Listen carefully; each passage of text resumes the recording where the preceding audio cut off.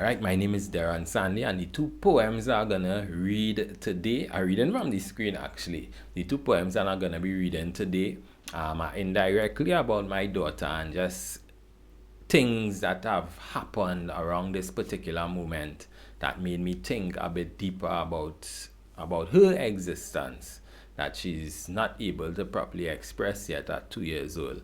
So yeah, let's go.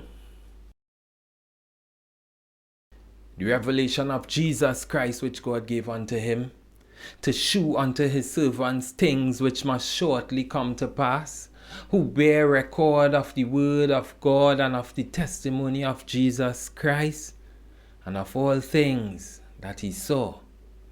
Blessed is he that readeth, and they that hear the words of this prophecy, and keep those things which are written therein, for the time is at hand.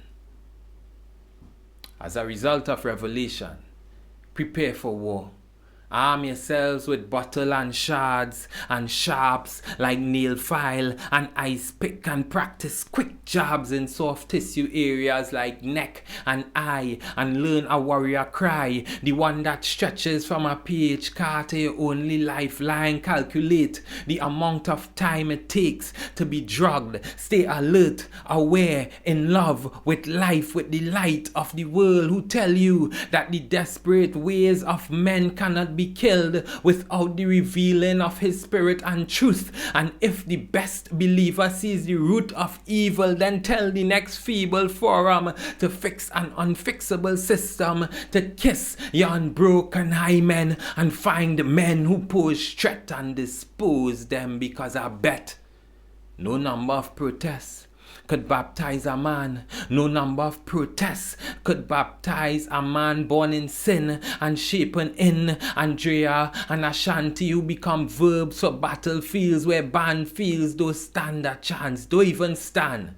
Tell the funders to fund arms instead of plans to preach to the choir. Tell the police to turn another blind eye when a woman already born awry into this world hurls her fire and makes Jesus' job a bit easier. For real ministry is separating the wheat from the tares and making sure that a country does not weep in the fear that their child coming next. God bless my daughter with a pepper step and a sniper eye and a heart unashamed of the gospel of Christ, to heap coals on the enemies.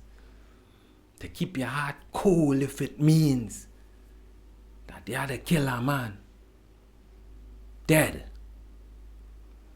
Because according to Revelations, blessed is she that readeth, and blessed is she that seeth, that this is the bitter acceptance of her existence.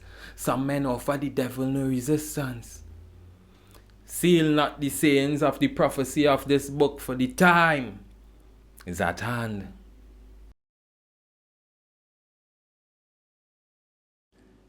Dear Mr. Cheyenne Drakes, my condolences. I know it's just empty words for your empty world, but maybe stated, because if I can see you gain your strength again, I will see hope in cells of tragedy.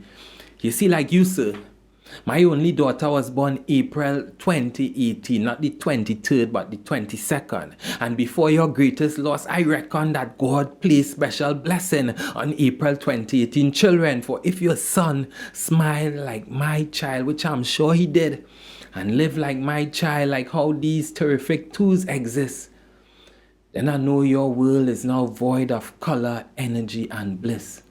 Your world bolstered by a wish for a Calvary to take the place of your soon-to-be 3. Death flexed its tuggery, and you grinded your teeth and faced it. Perhaps God took an angel away and placed it in a special place for redemptive days. Perhaps earth was a wastage. But until these questions find their own truths, this poem is to offer you roots, to hold eroded portions of yourself together. If strength was sealed in bags, I'd take all I have and offer you to stop the fuse going off in your soul. On days when you want to explode, all I could offer you is strength. Strength in this Armageddon, inundated with opinion and misplaced verbal thrills. But I know any father who could love like you did has unabated will, so still I know you already have the strength within. And I hope you find it.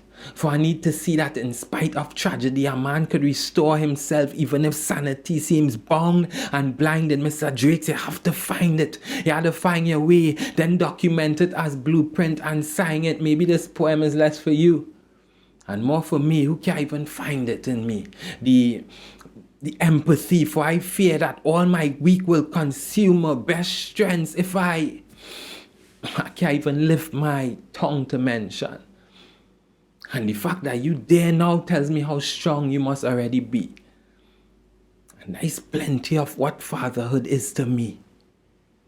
So strength and peace, yours in fatherhood.